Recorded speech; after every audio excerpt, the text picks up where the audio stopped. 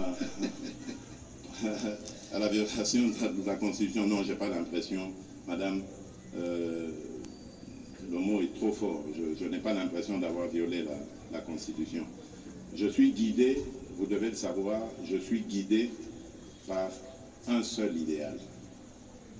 Pour moi, le salut du peuple, c'est la loi suprême. Pour moi.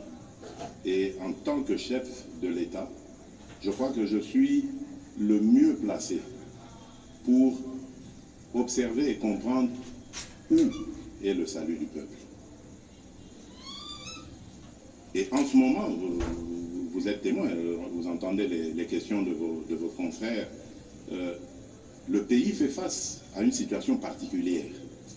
Mais il n'y a pas que la situation sécuritaire. Il y a d'autres éléments. Je parlais par exemple de la situation financière. Dans quelques mois, nous allons terminer la revue du dernier programme avec le FMI, la 6e revue. Mais c'est un moment historique et hyper important pour la République démocratique du Congo. Et vous voulez qu'en ce moment, parce qu'il y a eu un règlement que je ne critique pas, que je ne condamne pas, à l'Assemblée nationale, qui exige au ministre de se déterminer dans les 8 jours, vous voulez que nous mettions le pays en difficulté, dans une situation de fragilité, par rapport à la situation sécuritaire, par rapport à la situation financière, mais il y en a d'autres, même la budgétaire, parce que le budget qui va être voté en fin d'année, c'est maintenant qu'il commence à se préparer. Et il y a plein d'autres éléments comme ça que je peux...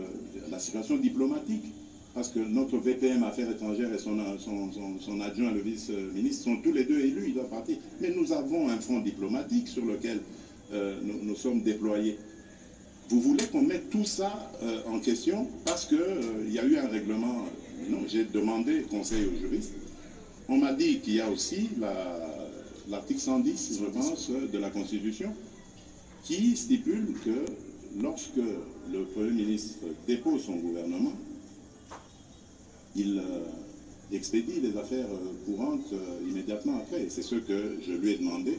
Et je tiens à préciser ici, pour rassurer nos téléspectateurs, l'opinion nationale, qu'il ne sera pas question de toucher 2 émoluments.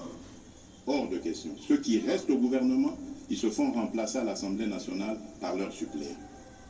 Pendant ce temps, jusqu'au moment où il y aura un nouveau gouvernement, si ce nouveau gouvernement est là, ceux qui seront retenus demeurent dans leur mission, les autres retournent à l'Assemblée nationale et ce sera à cette dernière de régler le problème avec les suppléants qui étaient là. Mais il n'est pas question de toucher 2 émoluments. Les ministres qui restent, tous vont rester là. Ils vont rester et toucher leur traitement de ministre. Donc ça, je tenais à le dire, parce que c'est plus ça qui me préoccupe. Le reste, c'est, j'allais dire, du juridisme. Bon, je laisse aux juristes le soin d'en discuter. Moi, ma mission, elle est de protéger le peuple, de protéger le sol congolais, et c'est à ça que je m'acquitte